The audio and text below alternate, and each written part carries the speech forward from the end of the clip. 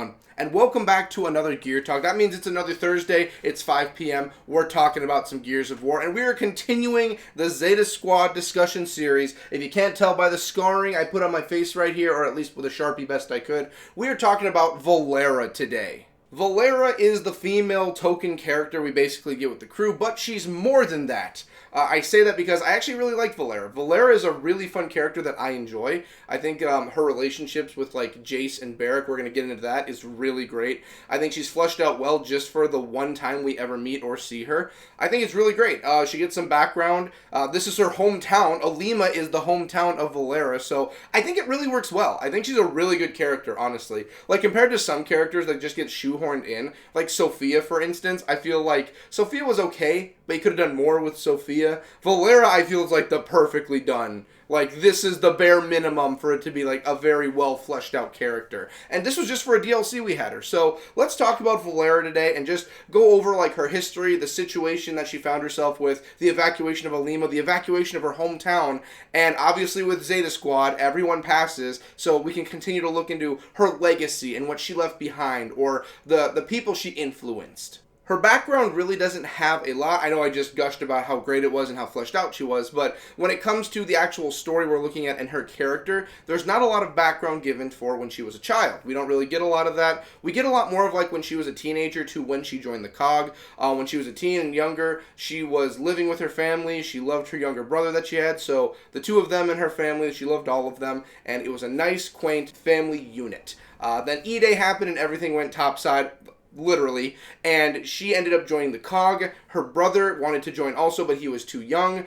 so basically they were waiting for him to enlist too, so that both of them were enlisted together. As we're going to learn through the story of Valera, things happen, and then other things happen, and then another thing happens. Basically, they're never together at one point after the Locust War begins. But jumping into that, the first time we ever meet Valera, and we're introduced to her, and even timeline-wise, the next thing that comes up is the evacuation of Alima, the evacuation of her hometown. When it comes to that, we first meet her when her and Ty are loading up some civilians onto the APCs to get them out of town. Obviously, that goes pretty bad, and we learn that the Locusts are now here. They're coming pretty heavily. The Krillstorm's getting heavier, and they now have to fight for their life in order to survive. When it comes to the evacuation of Alima, when they're helping out the civilians and everything goes foobar, they pull back. They do get permission from headquarters for Barrick to drop the hammer from the main control center. Valera is one of the characters, along with Ty and Kim. They are holding back the Locust while they get it going. They are sent out to go and assist Echo Squad. Echo Squad is also in the city doing evacuations, but they are also being attacked. They leave, and they're able to go and assist. They are able to assist for a while before Echo is wiped out. They tried their best, but it just happened.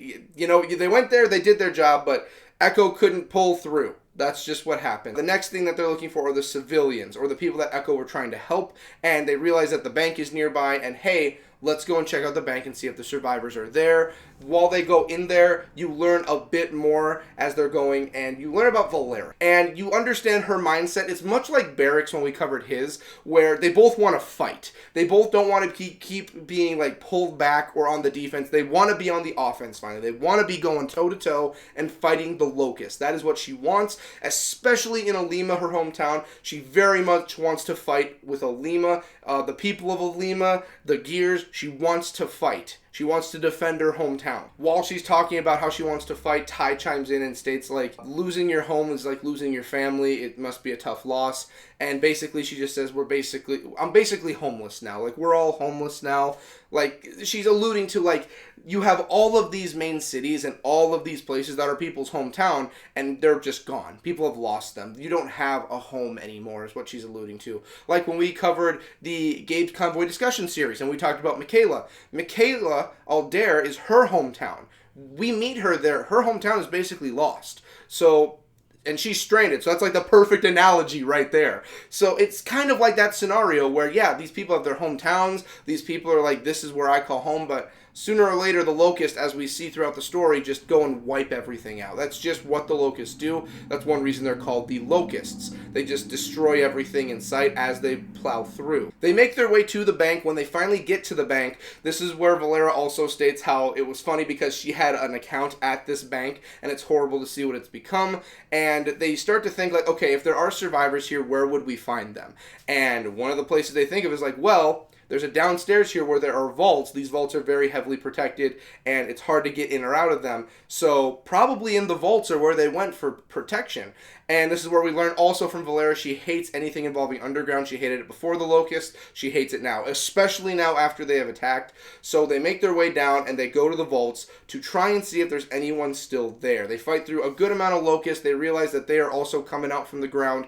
The only options they have are probably the vaults themselves downstairs. They do make it to one of the vaults and realize that there is a survivor that is there by the name of a Jace Stratton. Jace is just a kid who was found, saved by Zeta Squad. Now, when they are found, Valera is the one that takes up talking to Jace, helping Jace and letting him know, like, you know, everything's fine, everything's okay. My name is Alicia Valera. What's yours? Jace Stratton. He says, it's nice to meet you, Jace. We're going to help you get out of here. We're going to keep you safe. And not only in that situation do they have that conversation, but you do get the feeling as the story goes that Valera does care for Jace. He wants Jace to make it out, to be safe. And you see that Jace, how you learn he sees like the orphanage in Wizen, he says it best, I have to help my own. When they interact like that, you get the feeling like he sees her as like a big sister figure. And we talked about in Barrick's video too, he sees Barrick as like a big brother figure. Because during all of that, they're like, they see each other as like a little micro family kind of. Not actually, but like that's what you get the feeling of. He sees her as like big sister Alicia.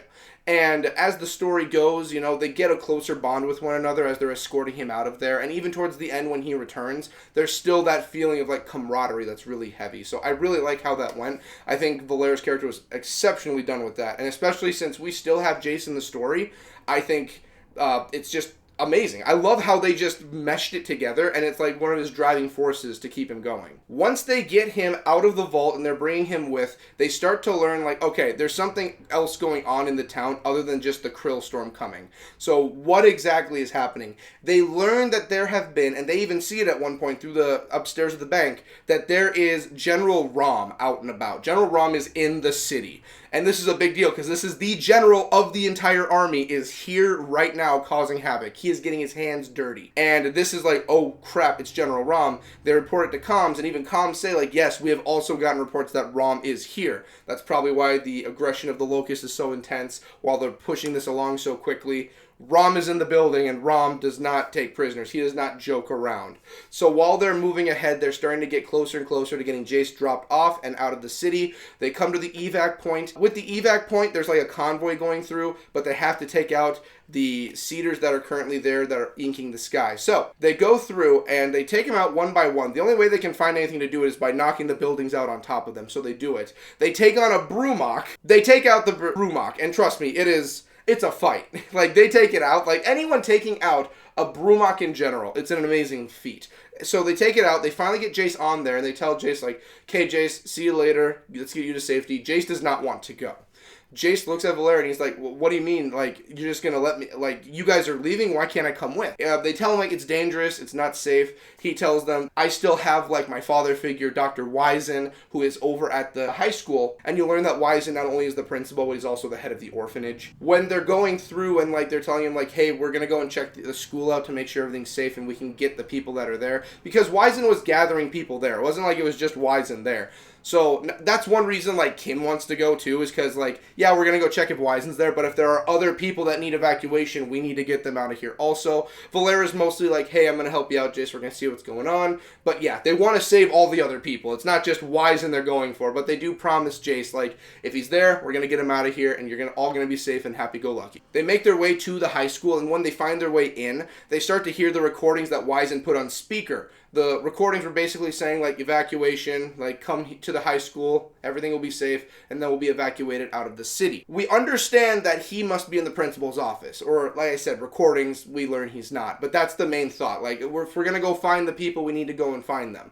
Because there are parts of the school they're going through that are just desolate and empty. While they're going through, they find many classrooms, and one of the classrooms that they come across is, like, I call it, like, the classroom of death. It's basically, like, a bunch of, like, dead civilians that are found there, and this is where you have, like, the scenario where it's Kim and Barrick having their against one another philosophies, where Barrick sees it as, like, this is, like, what the COG is trying to do for you. Like, they couldn't do anything.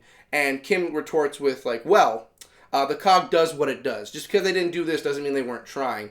And this sets off Barrick, where he's like, the COG, as far as I am aware, the COG destroyed my house. The COG took away the world, basically destroyed it because of the Hammer of Dawn. The COG are the reason I'm fighting in this damn war. The COG are a lot of reasons. The COG is not the greatest thing in the world. And he asked Valero's opinion. Valera she doesn't shrug off what he says, and she's not trying to, like, deflate what they're talking about, but she just says, like, I don't know.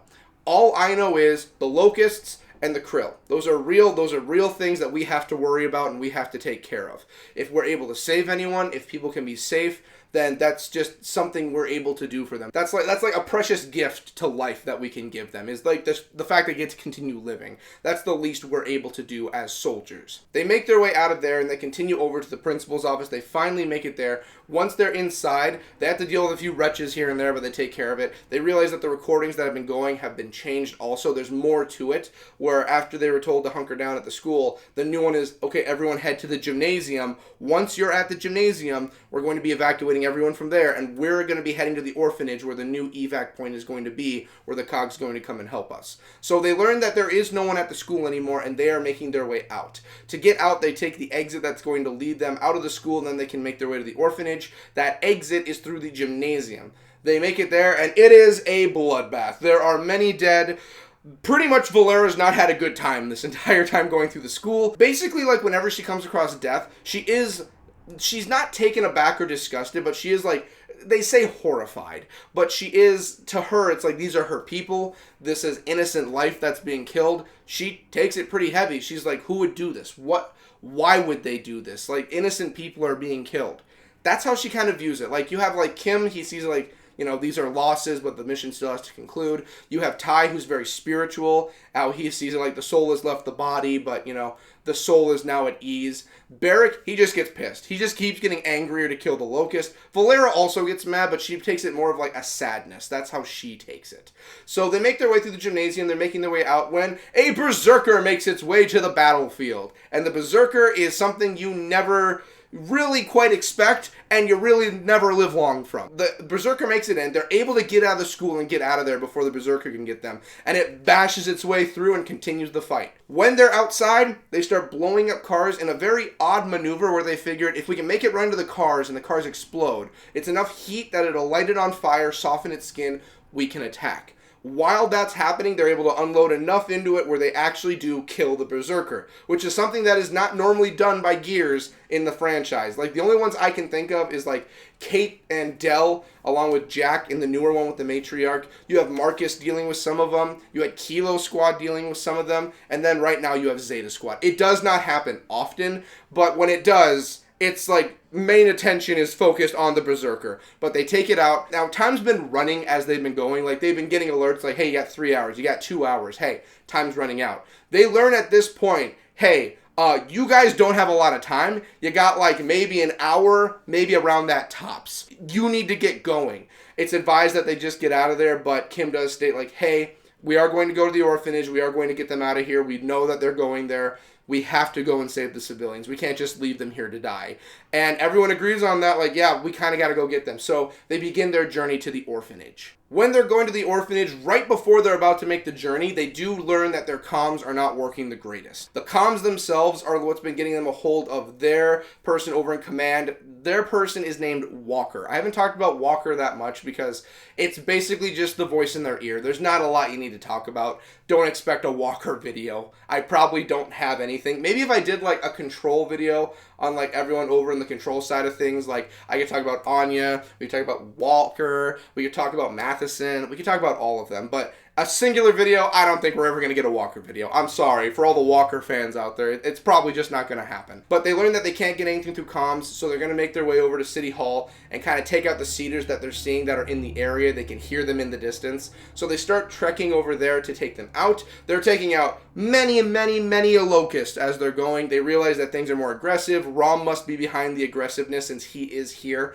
They continue through. They finally get to City Hall. They're fighting through many, there are a lot at this point. They are going through, they survive, they make it through. They get to command, they've taken out enough cedars where they are able to finally get through and they can talk to command. Command lets them know, hey, at this point now, since you're over at the control, at City Hall, you've got like 20 minutes. Like, your time is even short. Like, do what you gotta do and get out of here.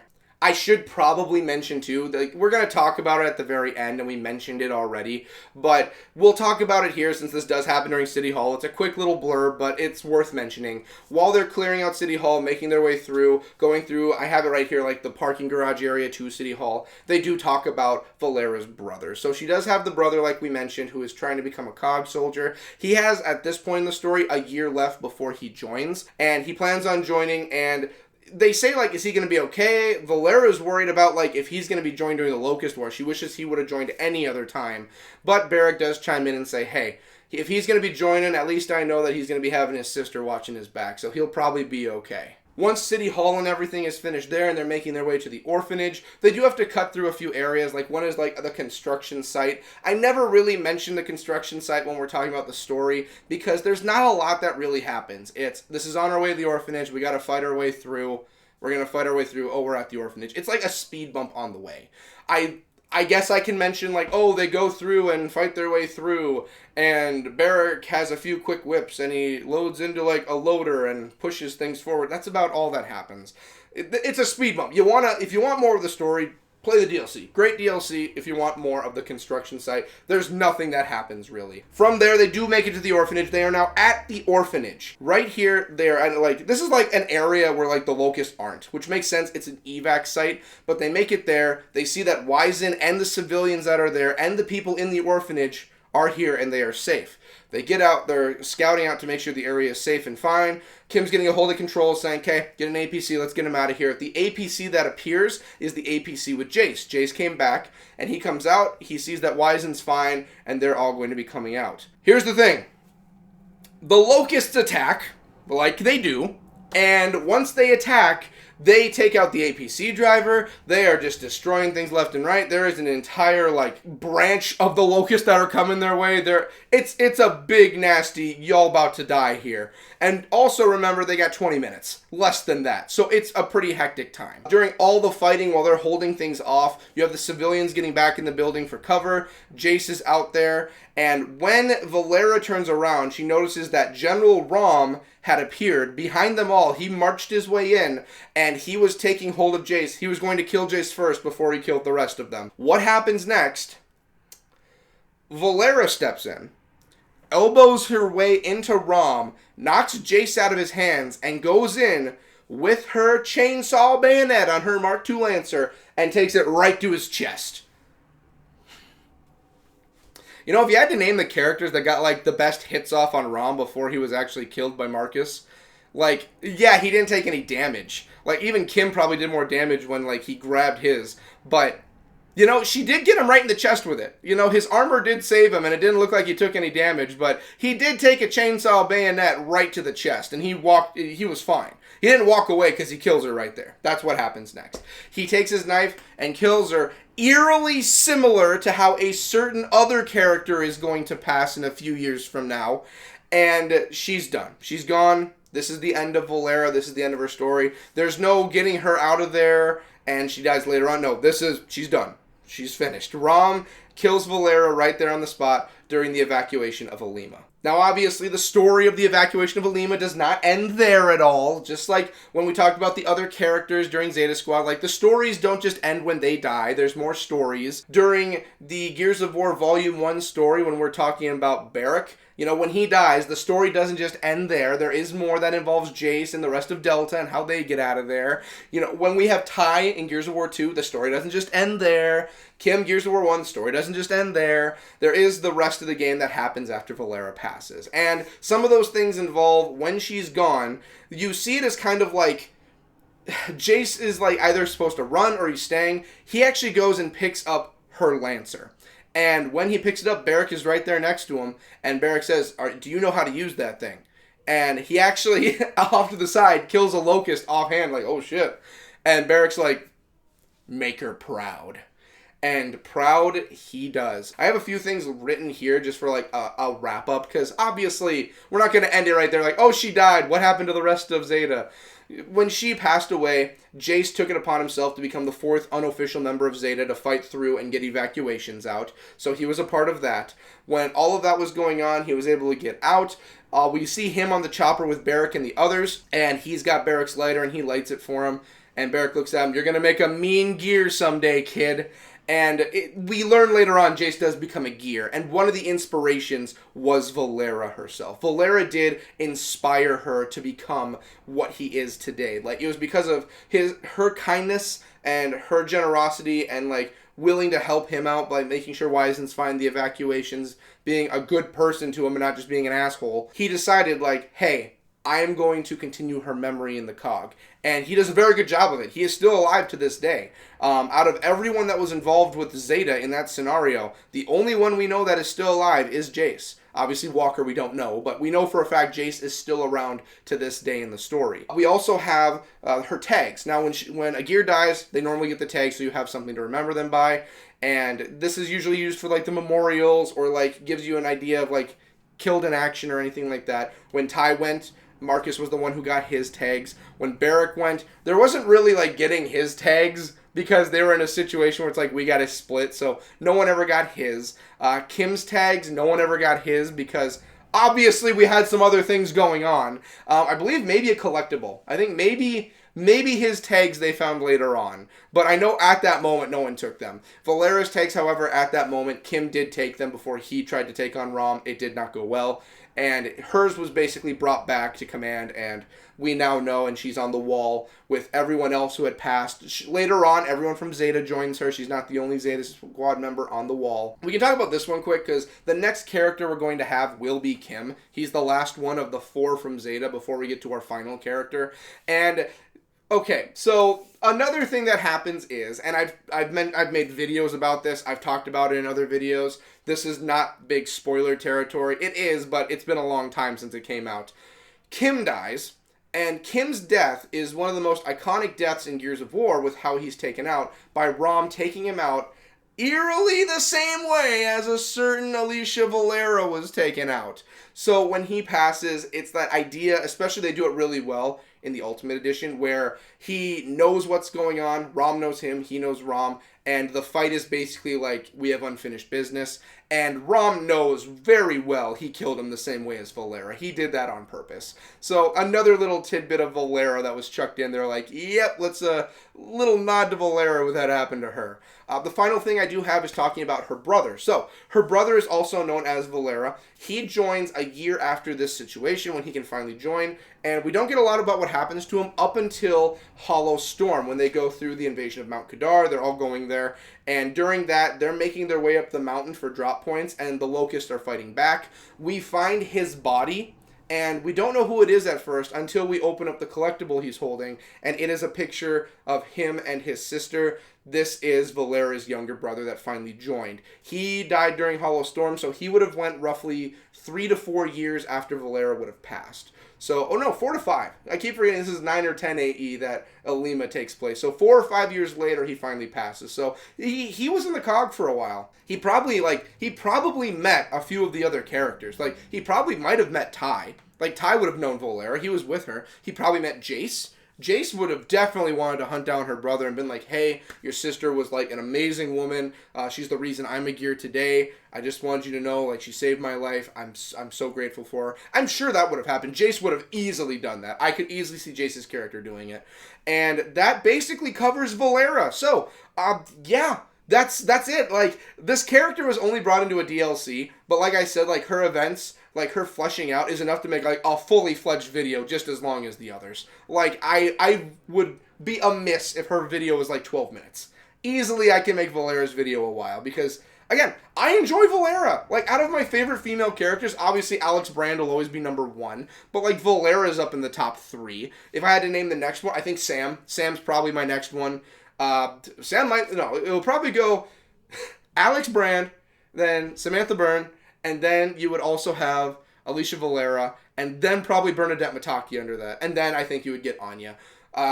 That's just my list. Kate would never make the top 3 million if you had made more female characters. But yeah, that's her. I want to thank you all for watching. I want to thank everyone for making this possible. Thank the patrons for making this possible. I'm going to go and wash off my scar on my face now.